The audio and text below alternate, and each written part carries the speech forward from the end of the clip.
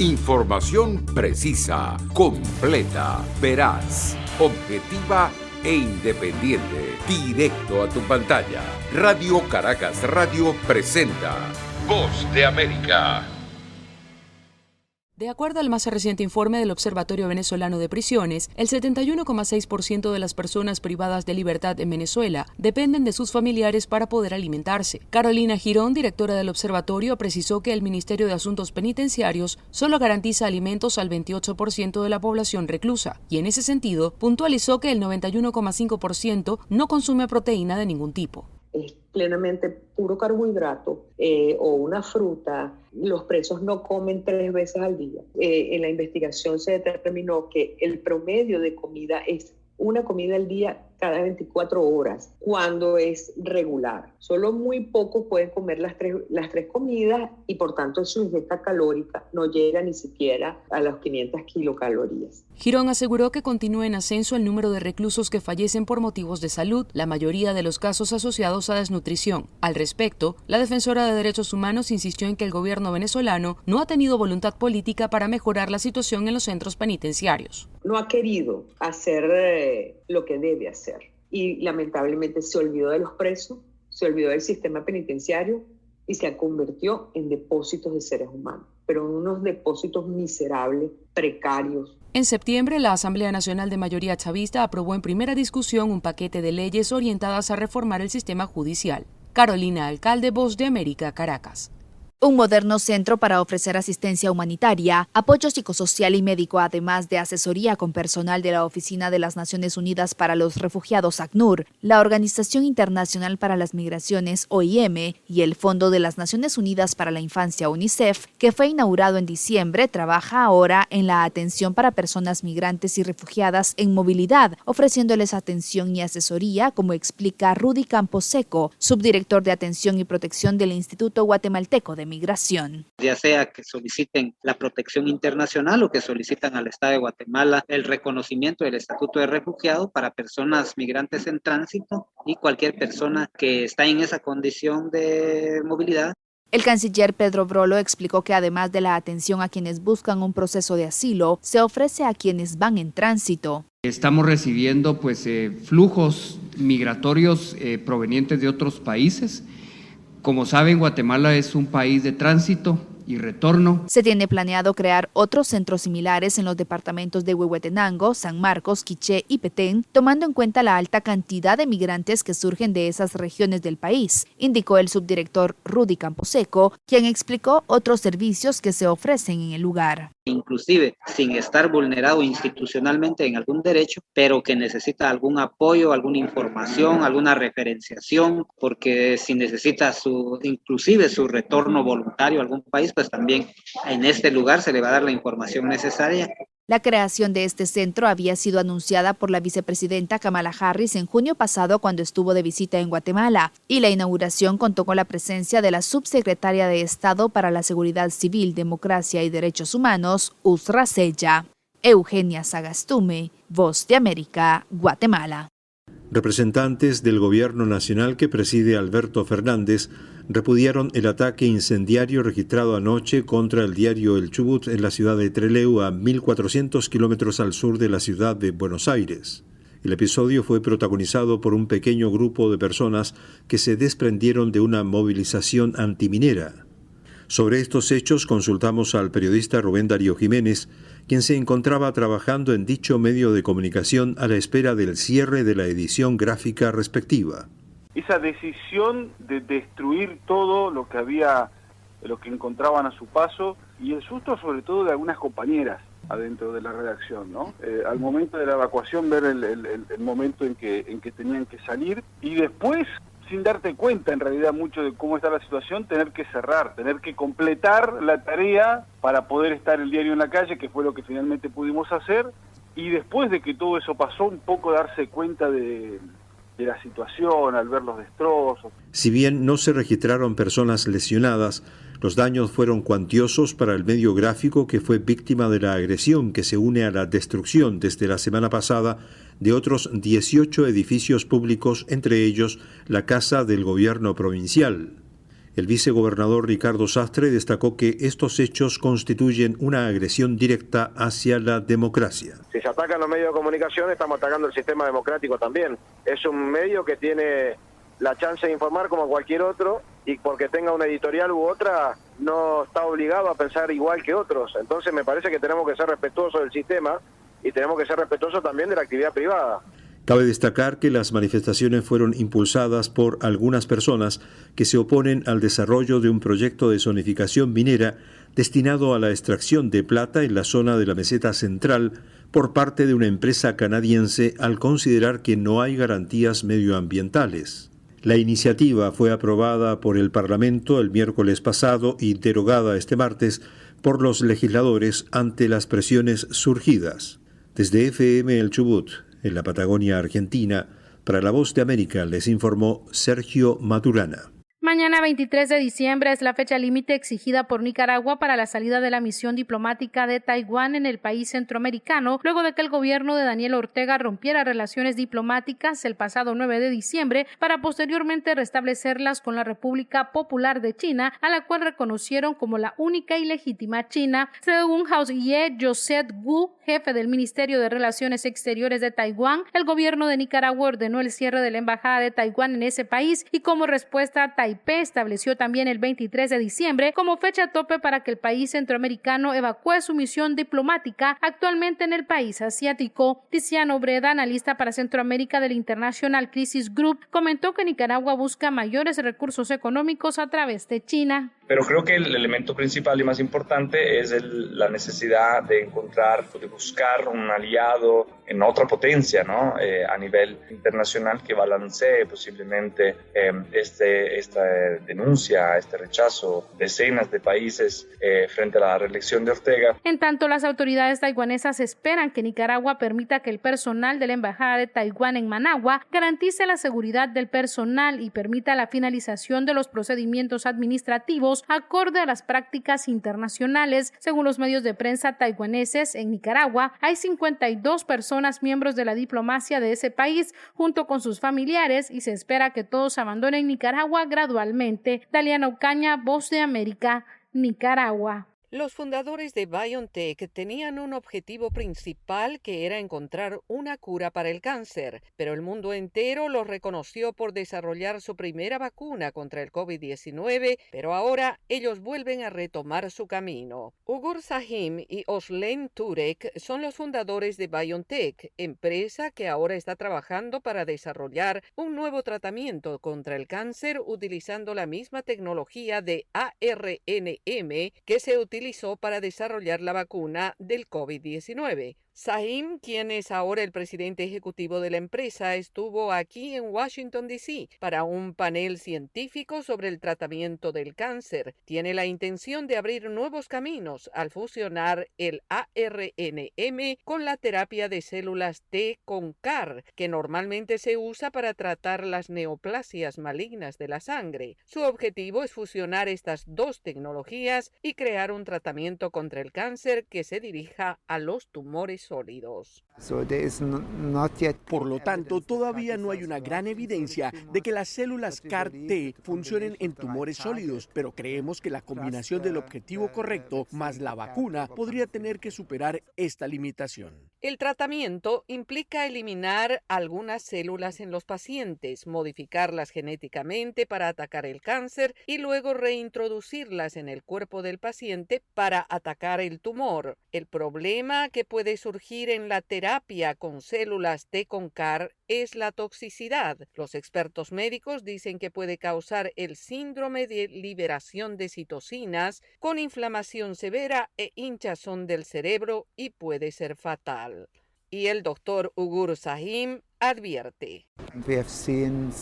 Hemos visto en nuestro estudio que aún es temprano y que este tipo de tratamientos parece ser seguro y vemos actividad clínica en algunos pacientes con tumores que se encogen, lo cual es emocionante. Sahin dice que el objetivo no es solo reducir el tumor, también es para asegurarse de que no vuelva. y aunque aún no especifica el número exacto de pacientes en el estudio, dice que el número está entre 20 y 25. En las reuniones anuales de la Sociedad de Inmunoterapia del Cáncer aquí en Washington, Ugur Sahin presentó algunos datos muy iniciales de estos estudios clínicos. Yoconda Tapia, Voz de América, Washington. Los estadounidenses se disponen a celebrar los festejos de Navidad en medio de un clima de inquietud provocado por un fuerte repunte de nuevos infectados y hospitalizados por COVID-19. En este contexto, el presidente Joe Biden, lejos de generar alarma social, animó a los estadounidenses vacunados a proseguir con sus planes navideños sin temor a enfermarse gravemente. Ahora bien, para quienes todavía no se han inmunizado, el mandatario estadounidense dedicó unas palabras muy diferentes. Primero, ¿cuánto de preocupado debería estar usted por Omicron? Y ahora, ¿qué es la variante dominante en este país? Es algo que sucedió rápido. La respuesta es directa. Si no está completamente vacunado, tiene grandes razones para preocuparse. Posee un alto riesgo de enfermarse y si está enfermo, es probable que lo contagie a otras personas, incluidos amigos y familiares. Los no vacunados tienen un riesgo significativamente mayor de terminar en un hospital o incluso de morir. Casi todas las personas que han muerto por COVID-19 en los últimos meses no estaban vacunadas. El presidente Biden aseguró que desde el gobierno son conscientes que, dada la rápida propagación de la variante Omicron, muchas de las personas completamente vacunadas también se contagiarán. Sin embargo, insistió en que los antídotos otorgan un escudo protector. Si usted se encuentra entre la mayoría de los estadounidenses que está completamente vacunados y en especial si ha recibido la vacuna de refuerzo, tiene muchas menos razones para preocuparse ya que tiene un alto grado de protección contra las enfermedades graves por COVID-19.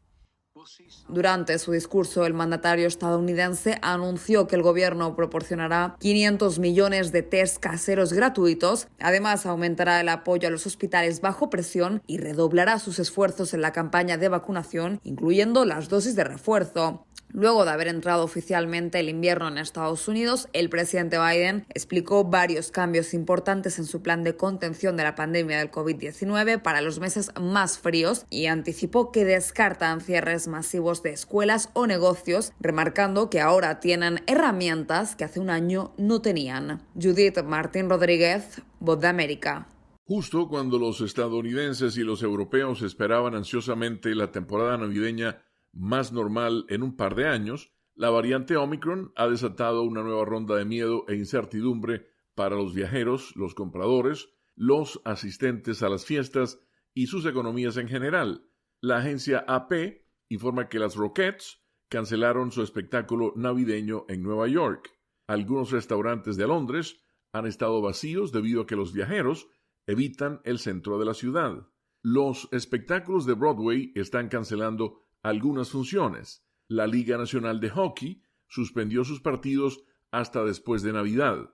Boston planea exigir a comensales, fiesteros y compradores que muestren un comprobante de vacunación para poder ingresar a restaurantes, bares y tiendas. Una mayor sensación de ansiedad ha comenzado a erosionar la voluntad de algunas personas y algunas empresas de seguir, como de costumbre, frente a la variante Omicron, extraordinariamente contagiosa, que se ha convertido rápidamente en la versión dominante del virus en Estados Unidos y Europa. Otras personas siguen viajando, gastando y congregándose como de costumbre, aunque a menudo con más precaución.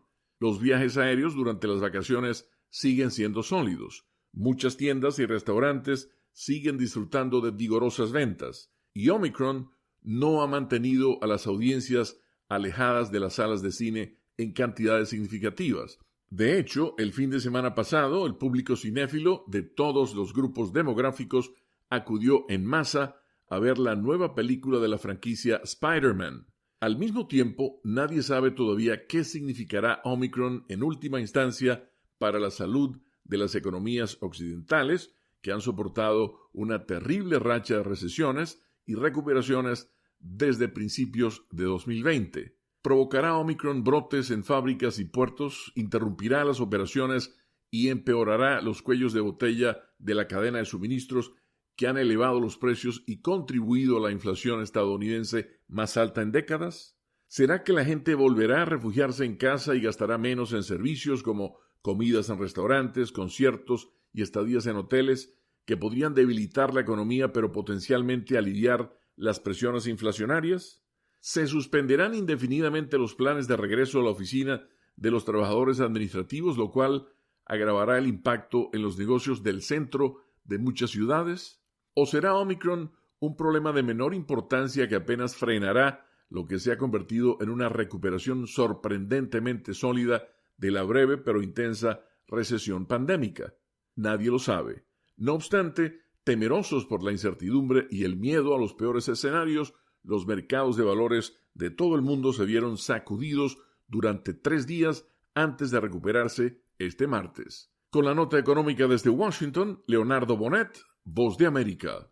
El presidente de Estados Unidos, Joe Biden, anunció nuevas medidas el martes para hacer frente al aumento de casos de COVID-19, principalmente por la variante Omicron.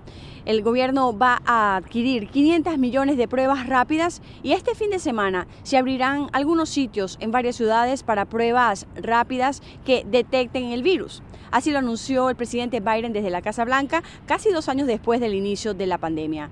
Además, el presidente dijo que ha ordenado producir tantas pruebas como sean necesarias y distribuir millones de uniformes, guantes, mascarillas y otros enseres a disposición de los hospitales.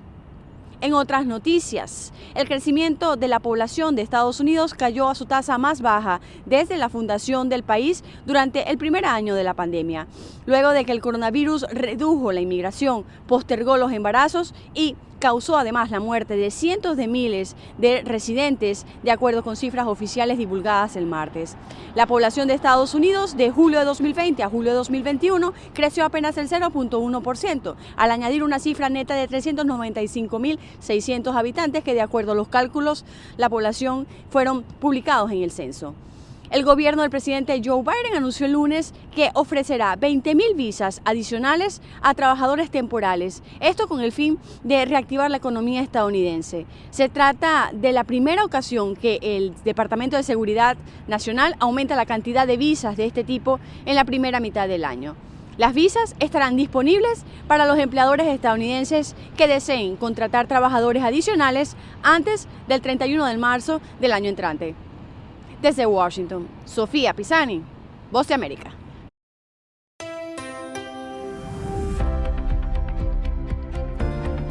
Cordiales saludos a nuestra audiencia desde Washington. Soy John F. Burnett y hoy en Conversando con la Voz de América abordamos el tema del estreno de la 4ª entrega de la famosa e innovadora franquicia de Matrix Resurrecciones, que en esta ocasión tiene una actriz mexicana en el reparto. Nuestra colega Verónica Villafañe entrevista a Heréndira Ibarra sobre lo que significó para la actriz formar parte de la muy esperada secuela.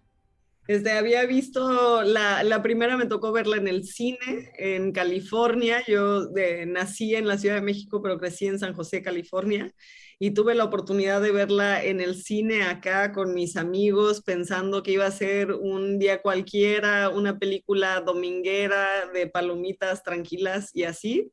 Y salí de ese cine transformada, renacida, y con una esperanza y una, no sé cómo explicarlo, como una felicidad de que había gente que veía el mundo como yo, que no se compraba las narrativas así como se las estaban vendiendo y que tenía muchas ganas de pues cambiar la realidad, y que como que todas las verdades que nos habían dicho en esa película eran algo que se reflejaban muy fuerte en mi corazón y en mi forma de pensar.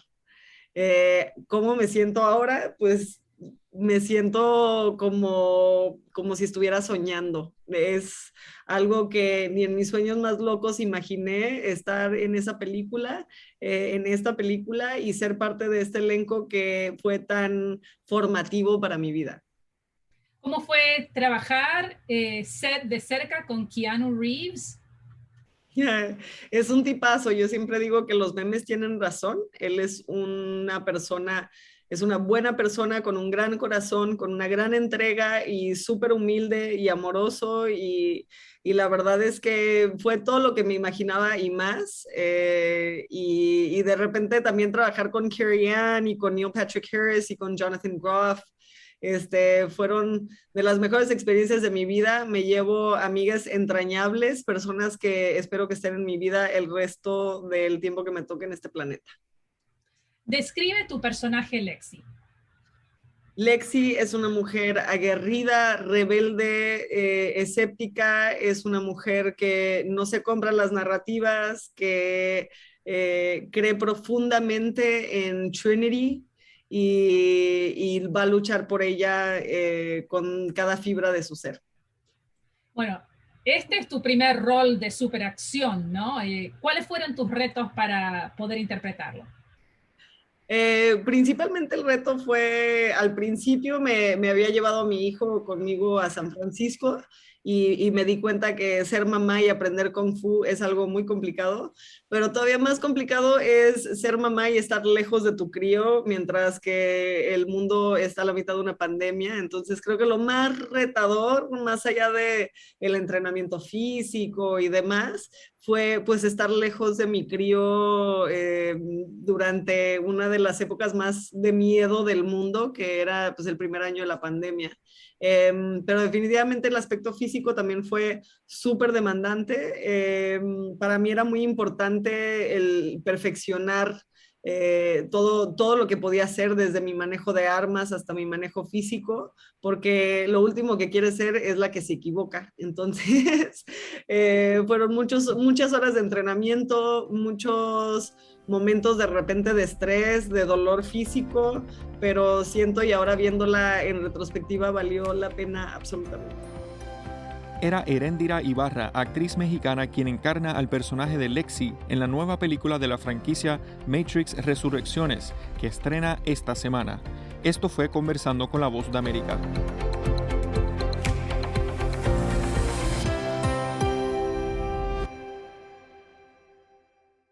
Información precisa, completa, veraz, objetiva e independiente. Directo a tu pantalla.